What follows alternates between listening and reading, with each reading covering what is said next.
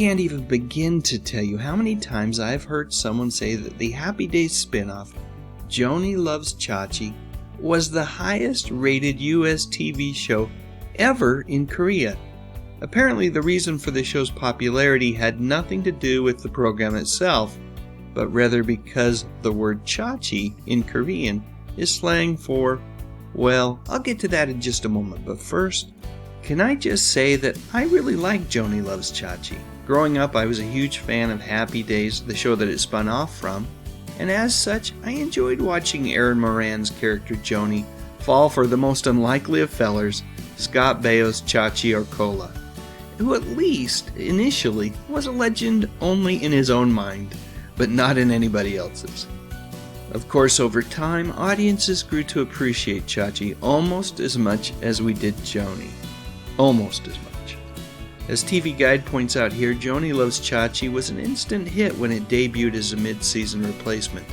However, when it returned for its sophomore season, it had to compete against a little show called The A-Team, and their love story was no match for the likes of Mr. T, Howling Mad Murdoch, and the rest of the team. And as such, it was not renewed for a third season. So, getting back to this story about the show being the highest rated US TV show ever in Korea, is it true? And why would anyone believe it? Well, apparently, the story was shared at least a few times by this guy, legendary producer Gary Marshall. He was the man responsible for both Happy Days and Joanie Loves Chachi. And as Gary told the story, the show was popular in Korea because chachi is slang for, well, you've probably figured it out by now, but let's just say male genitalia. And while that makes for a great story, a funny story, let's think about it for a moment. When Joanie Loves Chachi did play over in Korea, it ran only on the American Forces Korean network, which broadcast to U.S. servicemen and their families stationed in South Korea, and it was presented only in its original English language version. Because of that, the whole idea that this show was popular because of a titillating title, well, that gets thrown out the window. And a couple of other things that get in the way of this rumor being true are, if the show had been translated and dubbed for Korean audiences, there is absolutely no way that the censors would not have fixed the title of the show. Maybe in today's crazy world something like that might be allowed, but not 40 years ago. The other thing is that forgetting everything else that I've shared, the actual slang word is something more like jaji with a J sound. Of course, at this point, we all know the sad story of Erin Moran. No, there was not a happy ending for this talented young actress. Instead, Erin's life was full of ups and downs before she succumbed to cancer at the all-too young age of 57. When asked about Erin's passing, Scott initially made some comments about Erin's hard living. However, once he learned more about what had actually transpired, he did his best to communicate the full story.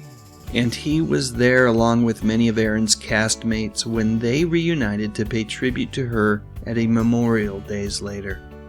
I love this picture. You can actually see the fondness and affection that they have for Erin in their eyes. Scott's hashtag says it all here. They had reunited to celebrate Erin's life. A life full of twists and turns. It may not have been picture perfect, but you know what? It wasn't the life that the tabloids would have you believe either. End of the day, it was a real life, not some made-up TV show. The kind of life that we all live. Fortunately for all of us, we don't have to worry about cameras catching us at our worst moments instead of our best. You know, there are those who don't like Scott because he is vocal about his political views. It even affects their ability to enjoy TV shows that he has been part of. Truthfully, while I often don't agree with everything that Scott says, I value that there are different perspectives to be shared and to learn from. Now, that doesn't mean I'm going to change the way that I think, but it does mean that I'm going to try and understand why someone might think differently than me. And it also means that I'm going to enjoy the heck out of shows like Joanie Loves Chachi and Happy Days. You know what? When I watch these shows, I'm trying to step away from the tumultuous world that we live in today. I'm trying to find a little bit of joy in a world that can definitely be a bit traumatic from time to time. Speaking of joy, if you ask me, Erin's smile was always her greatest asset. Okay, now it's your turn. Please share your memories in the comments section. And while you're at it, I'd love a thumbs up if you enjoyed this video. And I would be absolutely honored if you would consider subscribing to my channel. I talk about music, movies, and mostly TV from decades gone by. You know, the good stuff.